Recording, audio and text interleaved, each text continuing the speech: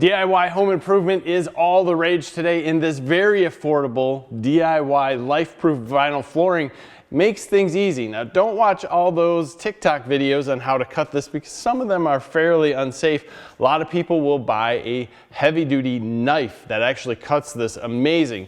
But if you're a DIY person, you're not going to spend $200–300 on that flooring knife. You're going to look for something less expensive. Contractors might pull out something like this. This DeWalt is a small circular saw that'll cut through a 2x4, so it's great for not only wood flooring, standard normal wood flooring, but also this vinyl flooring or anything else like that. Very comfortable, very easy to use. Absolutely love this saw. Has a place for 2 hands on it if you want to use it. Other people are looking for the least expensive option, and one of them that I found is this guy. It's a small 3 3/8 inch saw that will cut not only wood, they also include a metal blade on here for soft metals like aluminum, and they also include a tile blade. So it'll cut multiple different things. It's in the $50 range and it has 1,000 some reviews on Amazon. Very nice little saw. A lot of people complain about it being a little too big for small hands. So with that said, I just want to show you before I go over this DeWalt 6.5 inch circular saw. It's a standard, might be a little more expensive, but a 6.5 inch circular saw is not too hard for most people to hang on to. You do have a place for 2 hands and it will work with small hands. So if you're not liking what you see here, maybe that would work better for you in this situation. Now, this is a Hychika, and the reason I chose this is because $50-ish saw, over 1,000 reviews on Amazon, pretty decent reviews, some high, some low, so it seems very fair. You're getting a lot of people's opinions, not just some. This saw includes a laser, it includes multiple blades, as I said, and it looks like it's fairly safe. So we're going to take a look at this, go through it top to bottom. Stay tuned.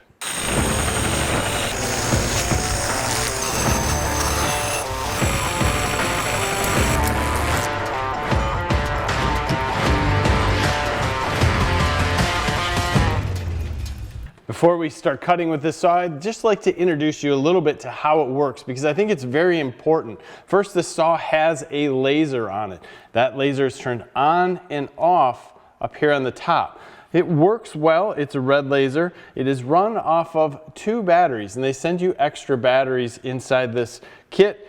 You just simply take this top off, pop them in, and you're ready to go. So if you leave this light on, it's going to wear out the batteries faster, and if you like a laser, you can see it works quite well. We're going to turn that off for now so you don't have it blaring in your eyes. The weird part about this saw is this is your depth stop, and this is all in centimeters, so it's all metric. It has a 1 inch depth of cut. So if we set this here at about 6–7 centimeters, our depth of cut is there. There's a lock on this for safety. This is your unlock, so you can push this down. You can see we have a little bit of the saw blade coming out. Now, just because here, we can push this, and this is 1 inch depth of cut. It does not stay here. That comes back. So the blade guard is actually the fence. That's a little different than most people are used to. So you have to then pull the trigger, which is this 2-finger piece down here. Hold the trigger back and then push the safety down, or you can push the safety down, making sure you don't let the blade touch the wood, and then you can pull the trigger. It's a little bit different than what you would expect, and it might make it slightly more complicated to use. Now we're going to unplug this guy and show you that it does come with a guide. This guide simply flows in between here. This is also labeled in centimeters, and you would use your little V-notch in line here for where you're cutting. All you have to do is tighten this in where you'd like to use it. You can use a tile or anything and go across. Now the nice part about this is if you wanted to, you could do a drop down or plunge cut with this and just plunge in. So for tile, this would work absolutely amazing for getting into the center of a tile if you needed to cut out a certain section, like for a shower or anything else that's coming through. You could plunge cut here just by using that and go in. Now you're not getting a great line of sight. That's one of the things that you're not going to be able to see exactly where the blade is at here, but things here work well, and if you're using it for tile, you can kind of go forward and back guess and just pull back and look. So it does have its uses, it's just slightly different. Now to change the blade, you have an arbor lock on this side and then a standard Allen key on the other. You're going to loosen this guy up and then pull everything out. Now blade changes can be a little bit awkward simply because of how the blade is inside here and how the safety works. So we're going to engage the safety, pull everything down, lift up the blade. We can pick our new blade, slide it in, and put everything back. So it's not horrible, it's just a little bit different than what you would expect because of how this will plunge cut in. So you just want to make sure you have your washer in first, and then remember that any safety mechanism here or any of the slide that's going to go through, it's going to let the blade slip. That is going to be based off of the tension on this screw. So if you tighten this screw up incredibly tight, it is not going to give you any safety for any kickback. So it doesn't have to be super tight in there. Maximum depth of cut here is 1 inch. So we have some 3/4 inch oak that'll be perfect for this to go through. We're going to turn on the laser and do this freehand just so you can see what's happening. We're going to hit our finger trigger and then go through.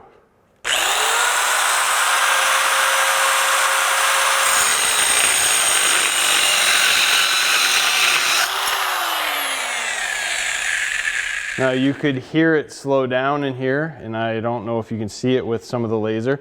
Cut on this isn't horrible. We can do this to show it. Cut on this in oak is going to be fairly rough. So if you're looking for a fine cut in this, you're going to definitely have to do some sanding. If you were going to use this normally, I would highly suggest not putting your fingers anywhere close to this. And I'm going to do this just so you can see it with the camera. We can follow this edge again.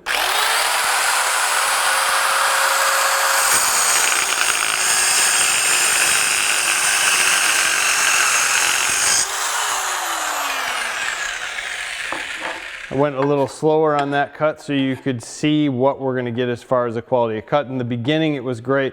We had a little bit of the edges where we get some tear out. Not horrible. It's one of those things where the saw works good. It's a matter of the oak is going to be probably one of the hardest things for it to cut. Now if we want to set this up, let's just play with this. We'll do a 1.5 centimeter cut here. We have our edge guide. So we'll start her up.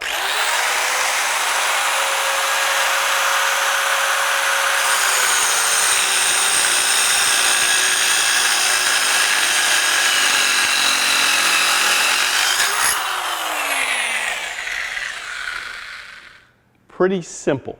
So if you're cutting the vinyl flooring plank, you're going to bring this back. We're going to use about a 12 centimeter depth of cut. That's going to take us down, so we're just sticking out just by about the teeth.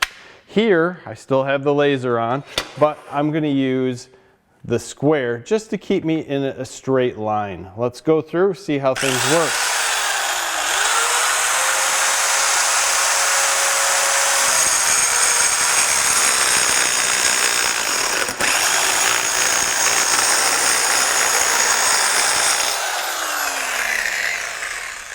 So the cut was great. It actually cut this vinyl flooring wonderful. The problem I have is I'm putting it on something else to cut with. I don't usually put this stuff in a vise because of the ends.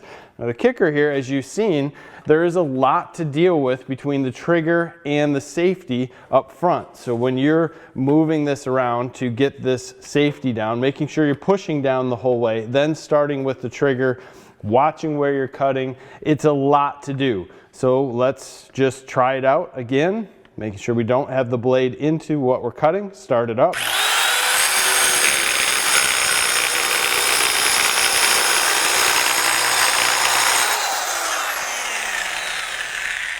After a little bit of practice like this, it still is no issue. You just have to make sure you have a good solid bench to put this on, maybe a little more than this piece of oak. Let's go through this again.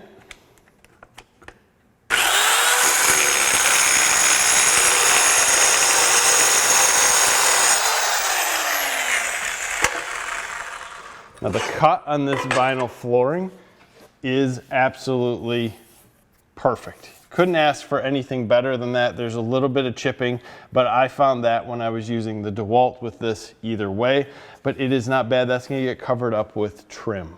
Switched over to the metal blade here, and we're just gonna cut some aluminum. This is not for anything that is steel. This is gonna be basically for shower enclosures. This is for a little carpet or tile transition. Nothing hard in metal at all. It's definitely not going to do any iron. I have it set up at 15 centimeters. This is something that you have to use the little guide up front. You really cannot see where this is going to cut other than where that laser is sitting, and then you have to slowly go forward. So we'll line up early, use that little cutout, turn it on.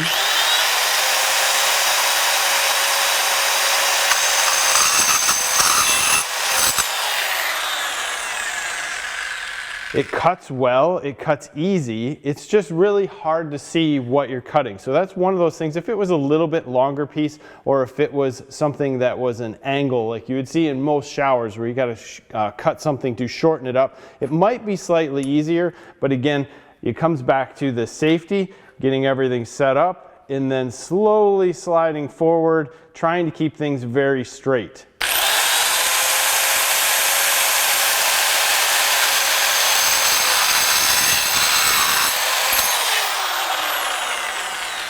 That's just simply one of those issues with the way that this safety works. And if you have a shorter piece like this, the blade doesn't engage until you are well past any sight line. So just one of those things. Now we switched over to the included diamond blade. Max depth of cut here is 3/8 of an inch on tile, so I have it at just over 15 centimeters. This is set up so you have a line in the back as to where you would cut if you're going to drag cut, or you can use it going forward in the same manner as you would with wood and the laser.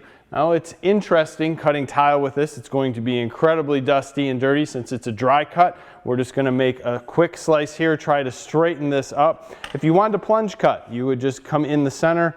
You could actually use this safety and go down slowly and get through the tile if needed. We're just going to go this way for this to give you a little bit of a sample as to how it cuts.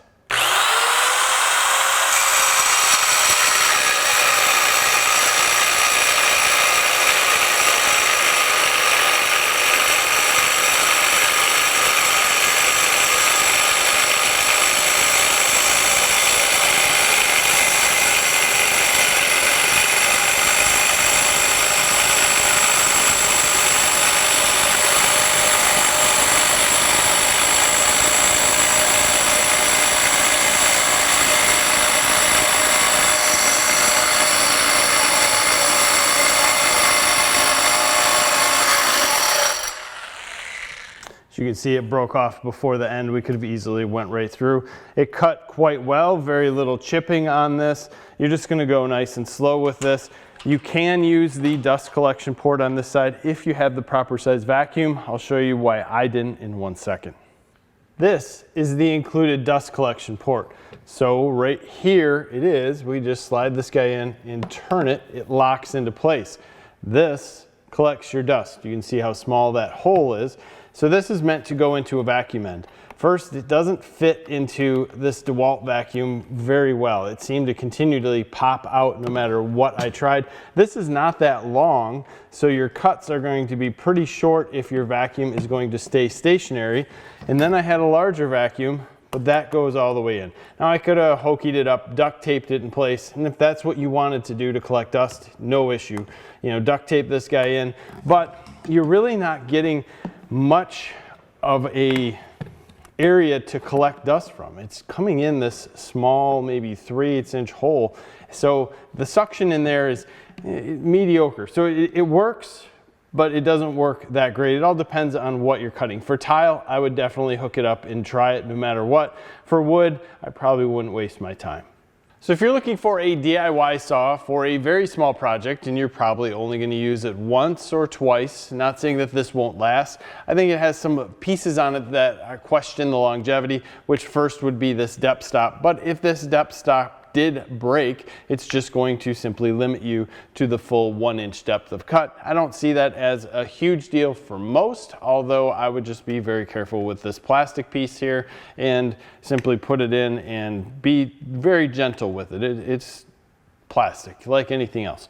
But with that said, as long as you're okay with the safety mechanism of how this is going to go forward and tilt, which once it gets dirty can sometimes be a little more challenging, and as you see here, it is dirty and it stayed open, which is actually nice. If I could get this to stay in this place and not have to deal with the safety, I think it would make it a lot easier to make some cuts.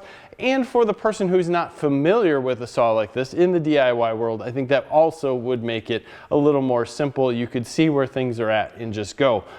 But it's meant for safety, so please don't disable it.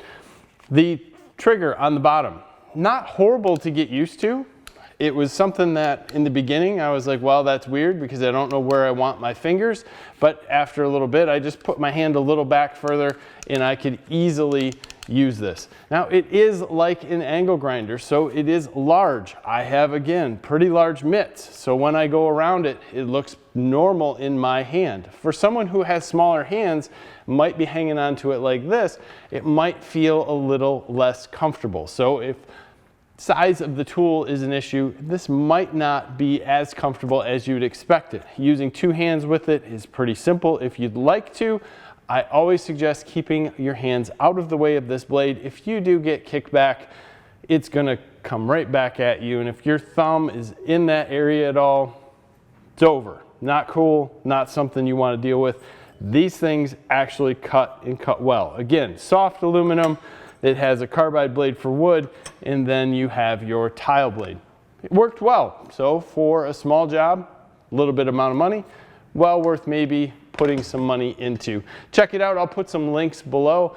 As always, if you have questions, put them below. I'll try my best to answer them, or someone else who is a member of our group will answer them for you. Thank you for your time. Have a great day.